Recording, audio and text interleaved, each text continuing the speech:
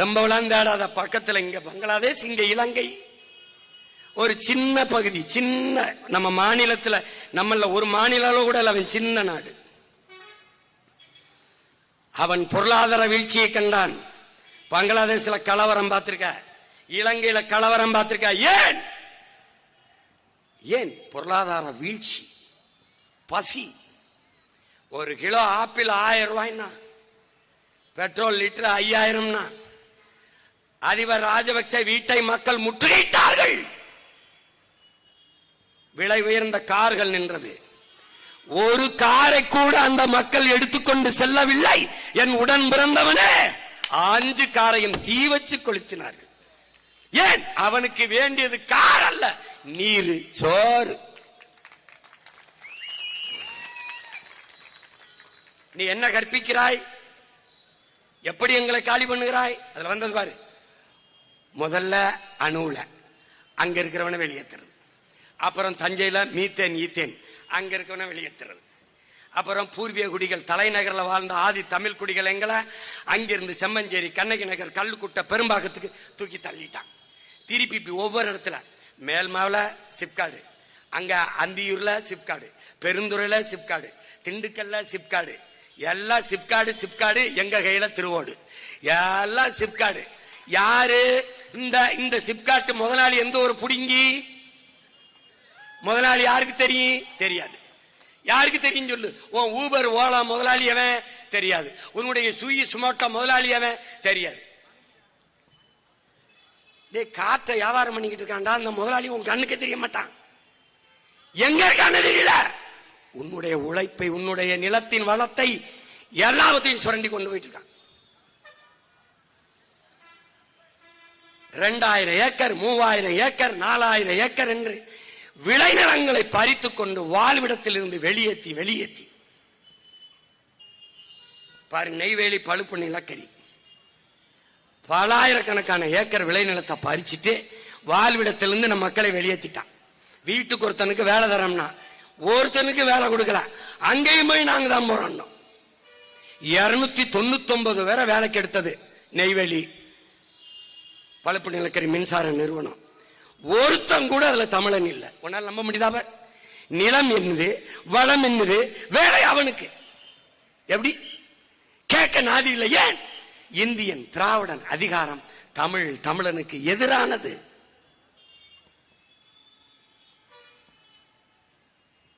எந்த இடத்துல ஒண்ணு வச்சிருக்கான்? கடலூர்ல சிப்காட் இருக்கு, சைமா இருக்கு. அந்த தொழிற்சாலையில வளர்ந்தது என்ன சொல்லு? அங்க என்ன செஞ்சிருக்கணும்? 16 கிலோமீட்டர்ல நம்முடைய பாட்டன் அரசேந்திர சோழன் கட்டிய வீரநாராயண ஏரி இருக்கு. அதை தூர்வார துப்புள்ளாத இவர்கள் சைமா கொண்டு வரேன், சிப்காடு கொண்டு வரேன், சிப்காடு கொண்டு வரேன். ஏற்கனவே ஸ்பெஷல் எக்கனாமிக் சொன்னு சிறப்பு பொருளாதார மண்டலம் என்ற பேர்ல 1000 ஏக்கரை பறிச்சு முதலாளிகள் கொடுத்தான். பசி இல்லாத நாடு. அடிமை இந்தியாவிலே இளைய புரட்சியாளன் பகத்சிங் முன்வைத்த முழக்கம், பாலுக்கு அழாத குழந்தை, கல்விக்கு ஏங்காத மாணவன், வேலைக்கு அலையாத இளைஞன். இதுதான் என் கனவு இந்தியா. அடிமை இந்தியாவிலே அவன் முன்வைத்த முழக்கம் இன்று வரை தேவைப்படுகிறது என்றால் விடுதலை பெற்று 79 ஆண்டுகளிலே நடந்தது என்ன? இந்த ஆட்சியாளர்கள் சாதித்தது என்ன? என்ன?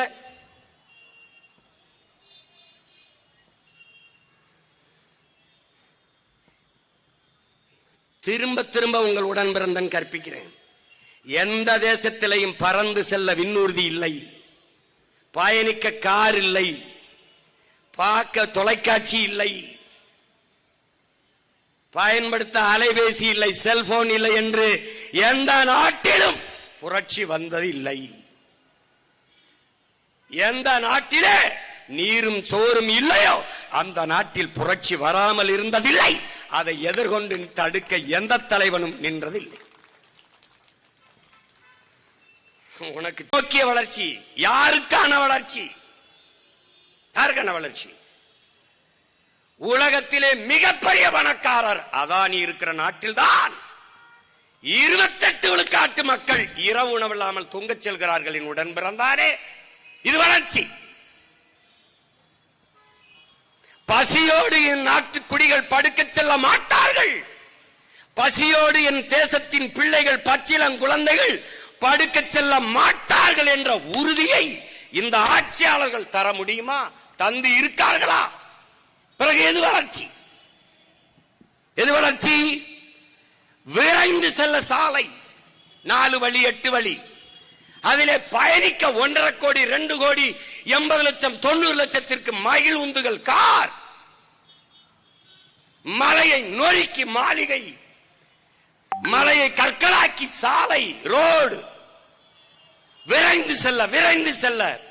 சாலையிலே போகும்போது பளபளக்கும் கண்ணாடிகளிலே உயர்ந்த மாளிகைகள், அந்த கட்டடத்திற்கு பின்னே போனால் இடிந்த குடிசை, பலாயிரக்கணக்கான பாவப்பட்ட மக்கள் பட்டினியும் பசியுமாக, ஒட்டிய வயிறும் கிழிஞ்ச துணியும் பஞ்சரஞ்ச தலையுமாக பல கோடிக்கணக்கான மக்கள். எது வளர்ச்சி? எது வளர்ச்சி? 8 வழிச்சாலை போடும்போது இவர்கள் சொன்ன காரணம் என்ன? விரைந்து சேலத்திலிருந்து சென்னைக்கு சீக்கிரம் சென்னைக்கு போயிடலாம். சீக்கிரம் சென்னைக்கு போய் சினிமா பாப்பா, சீரியல் பாப்பா, வேற என்ன புடுங்குவ? என்ன புடுங்குவ? சீக்கிரம் சீக்கிரம். எங்கடா போறிய? சீக்கிரம் எங்க போற? பெட்ரோல் செலவு குறையும், சீக்கிரம் போயிடலாம். கார்ல போறவனை பற்றியே கவலைப்படுகிற என் நாடு, கார்ல போறவனுக்கு சோறும் நீரும் கொடுக்கிற உழவர் குடியை பற்றி ஏன் கவலைப்படவில்லை? அதான் கேள்வி. எது வளர்ச்சி?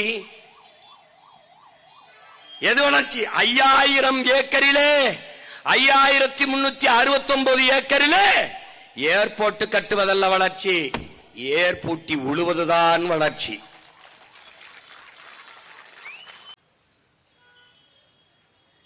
ஒரு நாட்டின் குடிகளுக்கு தவிச்ச வாய்க்கு தண்ணி தர முடியாது.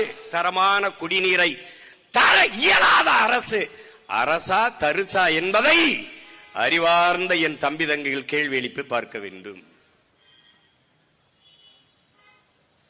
தண்ணீரை கொடுக்க முடியாது தனியார் முதலாளி. அப்பலோ, கின்லே, அக்கோஃபனா அந்த முதலாளி தான் கொடுப்பான். மருத்துவம் தனியார் முதலாளி தான் கொடுப்பான். போக்குவரத்து தனியார் முதலாளி தான் நடத்துவான். கல்வி தனியார் முதலாளி தான் நடத்துவான். தரமா அவனால் தான் கொடுக்க முடியும். கடைசியாக என்ன நடந்தது? குப்பையை கூட தனியார் முதலாளி தான் சரியாக அள்ளுவார். அறிவார்ந்த என் தம்பி தங்கைகளே, 1 கிலோ குப்பையை அள்ள 12 ரூபாய். 1 கிலோ குப்பை அள்ளுறதுக்கு 12 ரூபாய் அவன் எழுதி வச்சிருக்கிறது.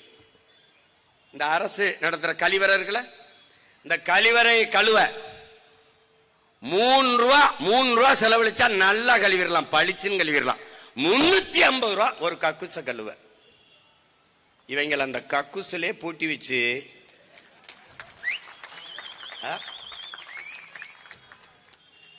கக்குசு கழுவுறதுல களவாங்கிற பயில்கிட்ட போய் நீ ஓட்ட போட்டு நாட்டை கொடுத்தீங்கன்னா நாடு கக்குசா தானடா நாரும். குப்பையை கூட ஒழுங்கா அள்ள தெரியாதவன்ட்ட நாட்டை கொடுத்தா நாடு குப்பை மேடா தானடா மாறும். எது வளர்ச்சி? எது வளர்ச்சி? கொரோனா நேரத்திலே நாட்டின் நிதியமைச்சர் அம்மையார் நிர்மலா சீதாராமன் 80 கோடி ஏழைகளுக்கு 5 கிலோ அரிசி 2 கிலோ பருப்பு கொடுத்தோங்க. 80 கோடி ஏழைகள். வளர்ச்சி. தொலைக்காட்சியை நீ திருப்ப முடியாது. தொண்டு நிறுவனங்கள் இந்த குழந்தை பேர் குஷி, இவள் பூஞ்ச நோய்பட்டு கிடக்கிறாள், ஒட்டிய வயிறும் பஞ்சடைஞ்ச கண்ணும் வாடிய முகமுமாக குழந்தைகள் சவண்டு துவண்டு விழுவார்கள். ஏன்? உணவில்லை. சில்ட்ரன்ஸ் வெல்ஃபேர் ஃபண்ட் என்று, குழந்தைகள் நல நிதி என்று பல ஆயிரம் கோடியை இந்த நாடு ஒதுக்குகிறது. ஏன் அந்த குழந்தைகளுக்கு உணவில்லை? அப்போ ஏன்? உங்கள் குழந்தைகளைப் போல ஊட்டமாக உணவு சாப்பிட உங்கள் வருமானத்தில் இருந்து ஒரு 500 ரூபாயை கொடுத்து உதவுங்கள் என்று தனியார் தொண்டு நிறுவனங்கள் கையேந்துறது என்றால் அரசு என்ன செய்து கொண்டிருக்கிறது? நாட்டின் எதிர்காலம் என்பது இந்த பிஞ்சுகள் தானே.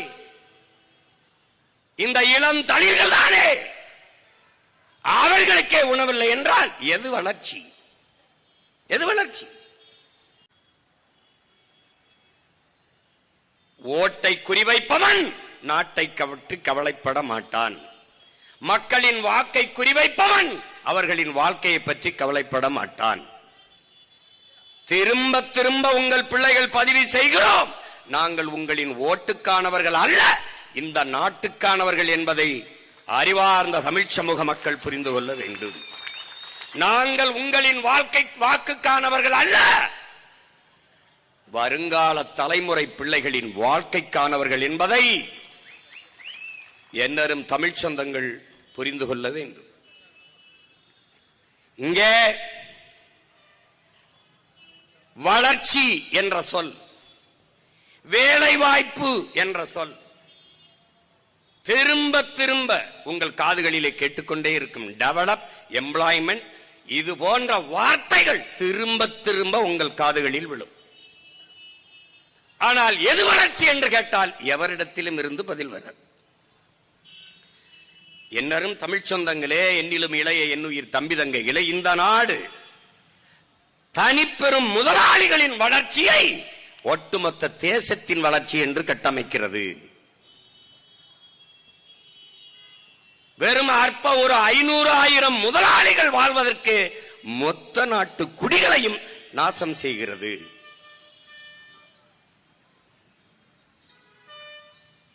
இங்கே வளர்ச்சி வளர்ச்சி இதை நுட்பமாக கவனிக்கணும். வளர்ச்சியை நோக்கி ஒரு நாடு போகிறது அப்படின்றால், ஒரு நாட்டின் குடிகளுக்கு அறிவை வளர்க்கும் கல்வி சரியாக சமமாக தரமாக தன் நாட்டின் குடிகளுக்கு அந்த அரசு கொடுக்கிறது. ஏழைக்கொன்று, பணக்காரனுக்கொன்று, உயர்ந்தவனுக்கொன்று, தாழ்ந்தவனுக்கொன்று இல்லாது எல்லோருக்கும் சரியான சமமான கல்வியை ஒரு அரசு கொடுக்கிறது அல்லது கொடுக்க முயற்சிக்கிறது என்றால் அது வளர்ச்சியை நோக்கிய பயணம். உயிர்காக்கும் மருத்துவம் அது மகத்தான சேவை, என் மக்களுக்கு தேவை என்ற நோக்கிலே ஏழைக்கொன்று பணக்காரனுக்கொன்று என்று இல்லாது இந்த நாட்டின் முதல் குடிமகன், இந்த நாட்டின் பிரதம அமைச்சருக்கு என்ன மருத்துவமோ அது கடைகோடி மனிதனுக்கும் கிடைக்கும் என்ற நிலையை உருவாக்குவது அது வளர்ச்சி.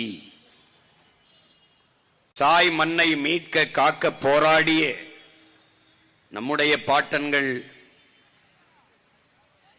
பூலித்தேவன், தீரன் சின்னமலை, வீர பெரும்பாட்டியார் வேலு நாச்சியார், அழகுமுத்துக்கோன், மாமன்னர்கள் மருதீர்வர்கள், வீரன் சுந்தரலிங்கம், மன்னர் கட்டபொம்மன், பெரும்பிடுகு முத்தரையர், இப்படி பல்வேறு வீர வாரிசுகள். அதன் பிறகு நம்முடைய பாட்டனார் செக்கிழுத்த செம்மல், நம்முடைய தாத்தாக்கள் தெய்வ திருமகன் முத்துராமலிங்க தேவர், தாத்தா பெருந்தலைவர் காமராஜர், கக்கன், சிங்கார வேலர், சிவானந்தம் போன்ற பெருமக்கள் எல்லாம் இந்த நிலம் வெள்ளையனிடம் பறிபோகிவிடக்கூடாது என்பதற்காக போராடி பெருமீகம் செய்த மறவர்கள். அவர்களுடைய பிள்ளைகள், வழி வழியே வந்த அவர்களின் வாரிசுகள், அவர்களின் இரத்த சொந்தங்கள் இன்று அதே தாய் நிலம் ஆட்சி அதிகாரத்தில் இருக்கிற கொள்ளையர்களிடத்திலே என் தாய் நிலம் போய்விடக்கூடாது என்பதற்காக போராடி கொண்டிருக்கிறோம். வெள்ளையனை எதிர்த்து போரிட்டது, போராடியது போர் என்றால், இன்றைய ஆட்சியாளர்கள் அதிகாரத்தில் இருக்கிற கொள்ளையர்களை எதிர்த்து நாம் போராடுவதும் போர்தான் என்பதை என்னரும் தமிழ் தம்பி தங்கைகள் புரிந்து கொள்ள வேண்டும்.